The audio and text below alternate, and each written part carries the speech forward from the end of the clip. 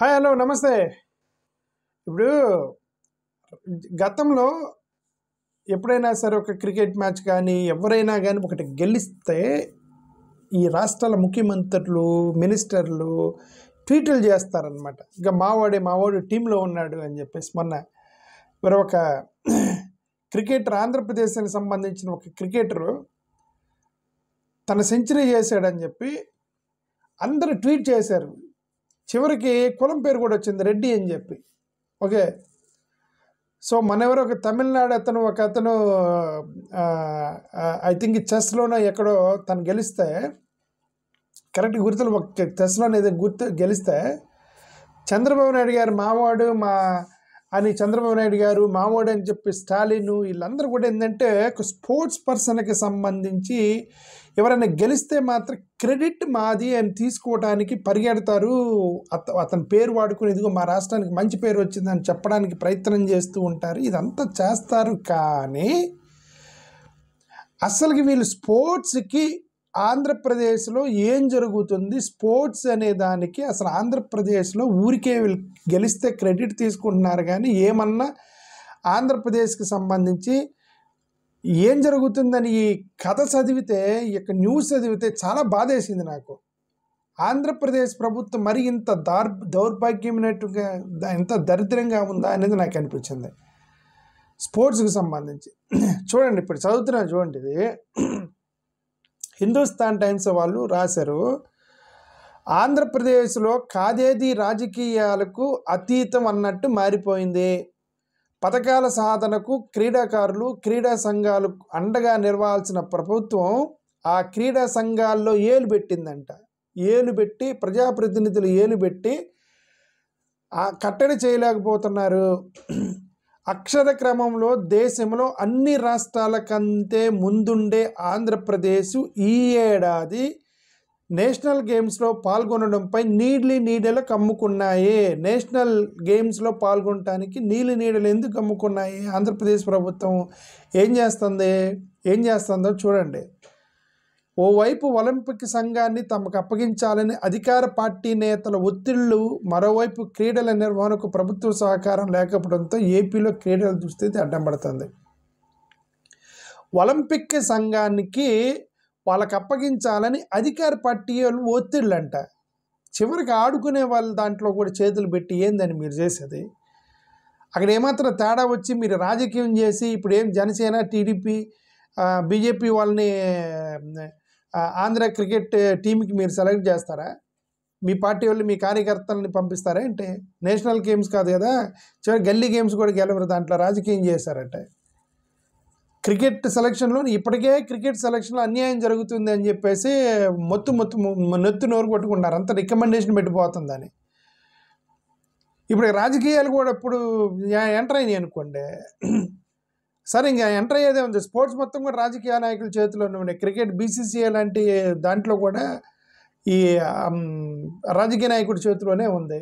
అమిత్ షా కుమారుడు అతని చేతిలో ఉంది బీసీసీఐ కూడా. ఓకే, సరే ఏదైనా సరే ఏంటంటే ఇటు ఆ క్రీడా దాంట్లో కూడా మీరు రాజకీయం ఏంటి అనేది మనకు చాలా బాధాకరమైన విషయం. ఆంధ్రప్రదేశ్ క్రీడా రంగంలో గత 5 ఏళ్లకి రాజకీయాలు తప్ప ఆటలపై శ్రద్ధ కనిపించడం లేదు. అధికారంలో ఉన్న వారిని తప్పించి ఎన్నికైన సంఘాలపై పట్టు సాధించడానికి నేతలు తహతహలాడుతున్నారు. ఈ క్రమంలో కోర్టు చివాట్లు పెట్టి తీర్పులు ఇచ్చినా సరే తీరు మార్చుకోవట్లేదు రాజకీయ పార్టీలు. స్పోర్ట్స్ దాంట్లోకి మీ పెత్తనం ఏంటంటే? స్పోర్ట్స్ దాంట్లో మీ రికమెండేషన్లు ఏంటంటే? స్పోర్ట్స్ దాంట్లో మీ హ్యాండ్ ఏంటంటే? ఈ ఏడాది జనవరి 28 నుంచి ఉత్తరాఖండ్లో నేషనల్ గేమ్స్ జరగనున్నాయి. దేశంలోని అన్ని రాష్ట్రాల నుంచి క్రీడాకారులు ఈ పోటీలో పాల్గొంటారు. ఆంధ్రప్రదేశ్ ఒలింపిక్ సంఘానికి ఇండియన్ ఒలింపిక్ సంఘం అధ్యక్షురాలు పిటి ఉషా నుంచి ఆహ్వానం కూడా కొద్ది నెలల క్రితమే వచ్చింది. క్రీడాకారుల ఎంపిక కూడా కొలిక్కొచ్చింది.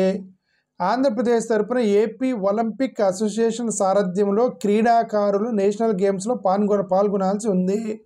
సాధారణంగా ప్రతి రాష్ట్రం తరపున నేషనల్ గేమ్స్లో పాల్గొనే క్రీడాకారులు ఏపీ ఒలింపిక్ అసోసియేషన్ తరపున ప్రాతినిధ్యం వహించాల్సి ఉంటుంది.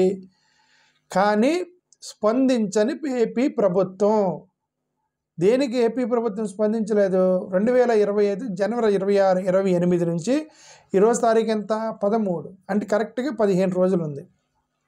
15 రోజుల్లో ఉత్తరాఖండ్లో ప్రారంభం కానున్నటువంటి 38వ జాతీయ క్రీడల్లో ఆంధ్రప్రదేశ్కి ప్రాతినిధ్యం వహిస్తున్న అథ్లెట్లకి ఆర్థిక సహాయం కోసం అందించాలని ఆంధ్రప్రదేశ్ ఒలింపిక్ అసోసియేషన్ APOAA రాష్ట్ర ప్రభుత్వానికి విజ్ఞప్తి చేసింది. 2 నెలలుగా ఆంధ్రప్రదేశ్ స్పోర్ట్స్ అథారిటీ వాళ్ళ శాప్ నుండి స్పందన లేకపోవడంతో ఏపీ ఒలింపిక్స్ అసోసియేషన్ అధ్యక్షుడు పురుషోత్తం ఆందోళన వ్యక్తం చేశారు. డబ్బులు లేకుండా ఎట్లా పోతారండి? అంటే వాళ్ళు గెలిస్తే మాత్రం మా రాష్ట్రపోడు మా ఓడు అని చెప్పి ట్వీట్లు చేస్తారు. కనీసం వాడికి ఛార్జీలకు డబ్బులు ఇవ్వరా? పోయి ఆడేటువంటి ఒలింపిక్స్కి వెళ్ళే పిల్లలకి కనీసం డబ్బులు ఇవ్వరా వాళ్ళకి ఛార్జీలకి? శాప్ స్పందించలేదు. పదే అభ్యర్థించిన ప్రభుత్వం నుంచి కనీస స్పందన లేకపోవడం నిరాశకు గురి చేస్తుందని వాపోయారు ఒలింపిక్స్ అసోసియేషన్ వాళ్ళు. డబ్బులు లేకుండా క్రీడా సంస్థలు ఎలా చేస్తారు? ఇంతకుముందు జింబాంబే అని ఒకటి ఉండేది. జింబాంబే అని వాడెవడో వెళ్ళి జింబాంబేలో అతని పేరంటే ప్రపంచ యాత్రికుడు వెళ్ళి జింబాంబేలో కరెన్సీ చూపించి వీడియో చేశారు కదా. ఇప్పుడు చేయండి. అక్కడ జింబాంబే క్రికెట్ టీం ఉండేది. వాళ్ళకి ఛార్జీకి డబ్బులు ఇవ్వలేక క్రికెట్ టీం వాళ్ళు అసలు నెంబర్ 1గా ఆడేవాళ్ళు జింబాంబే వాళ్ళు, రైట్? వాళ్ళ టీమే ఎత్తేసారు ఛార్జీకి డబ్బులు లేక. ఇప్పుడు మన ఆంధ్రప్రదేశ్ పరిస్థితి అంతేగా. జింబాంబే అయిపోతుందా ఇది? జింబాంబేనే ఛార్జీకి డబ్బులు ఇవ్వకపోతే ఒలింపిక్స్ వాళ్ళు ఎలా వెళ్తారు? శాప్ ఎందుకు స్పందించలేదు అనేది ఒలింపిక్స్ అతను బాధపడుతున్నాడు. గత 2 ఏళ్లుగా జాతీయ క్రీడల్లో పాల్గొనడానికి ఎదురైన సమస్యలే ఈ ఏడాది కూడా ఎదురవుతున్నాయని చెప్పారు. క్రీడాకారులు తీసుకెళ్లటం, వారికి సదుపాయాలు కల్పించడంతో పాటు కిట్లను సమకూర్చడం వంటి విషయాల్లో ఆర్థిక ఇబ్బందులు తప్పడం లేదని పోరున విలపిస్తున్న ఒలింపిక్స్ సంఘం వాళ్ళు ప్రతిష్టాత్మక జాతీయ క్రీడలకు అథ్లెట్లను పంపడంలో ఎదుర్కొన్న ఆర్థిక ఇబ్బందులను ఎత్తి చూపారు. గత ప్రభుత్వంలో జాతీయ క్రీడలకు నిధులు అందిస్తామని హామీలు ఇచ్చినా ఎన్నడూ నెరవేరలేదని, ఇప్పుడు కూడా అదే పరిస్థితి ఉందని చెబుతున్నారు. అంటే వైఎస్ఆర్సీపీ ప్రభుత్వంలో కూడా ఇవ్వలేదని చెప్తున్నారు. మరి వీళ్ళు ఎలా వెళ్ళారు మరి మనకైతే తెలియదు. ఓకే, మరికొద్ది రోజులకు మాత్రమే గడుపు ఉన్న రాష్ట్ర ప్రభుత్వం శాప్ నుంచి ఎలాంటి స్పందన లేకపోవడంతో ముఖ్యమంత్రి జోక్యం చేసుకోవాలని విజ్ఞప్తి చేస్తున్నారు. పొరుగు రాష్ట్రాల నుంచి ప్రత్యేక విమానాలట. జాతీయ క్రీడల్లో పాల్గొనడానికి కేరళ, మహారాష్ట్ర ఒలింపిక్ సంఘాలకు ఆయా రాష్ట్ర ప్రభుత్వాల ప్రత్యేక విమానాలు సమకూరుస్తుంటే ఏపీలో కనీసం రైలు ఛార్జీలు కూడా చెల్లించట్లేదని ప్రభుత్వం ముందుకు రావట్లేదు. అంటే కేరళ, మహారాష్ట్ర వాళ్ళంటే వాళ్ళ నేషనల్ గేమ్స్లో పాల్గొనే వాళ్ళకి ఫ్లైట్లో పంపిస్తున్నారట వాళ్ళ ప్రభుత్వాలు. కేరళ, మహారాష్ట్ర. ఆంధ్రప్రదేశ్లో ఈ ఒలింపిక్స్ కాదు కానీ నేషనల్ గేమ్స్లో ఇప్పుడు ఇళ్లలో వాళ్ళ ఒలింపిక్స్కి ఎన్నికవుతారు, రైట్? ఆ నేషనల్ గేమ్స్లో ఎవరైతే బాగా ఆడతారో వాళ్ళని ఒలింపిక్స్ పంపిస్తారు. ఓకే, ఇప్పుడు అక్కడ ఆడటానికి వీళ్ళకి రైలు ఛార్జీలు కూడా ఇవ్వట్లేదు అని చెప్పేసి ఏడుస్తున్నారు ఒలింపిక్స్ వాళ్ళు. పథకాలు తెచ్చిన క్రీడాకారులకు లక్షల్లో నజరాలు చెల్లించే ప్రభుత్వం క్రీడాకారులకు కనీస ప్రోత్సాహం ఇవ్వడానికి తప్పుపడుతుంది.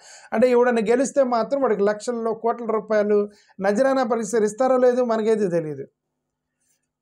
ఏది గెలిచి వచ్చిన తర్వాత వాడి కష్టాలు వాడు రైలు ఛార్జీకి డబ్బులు ఇవ్వకపోతే నానా కష్టాలు పడి ఆంధ్రప్రదేశ్లో ఒక గోల్డ్ మెడల్ సంపాదించాడు అనుకోండి, అప్పుడు డబ్బులు ఇస్తారట.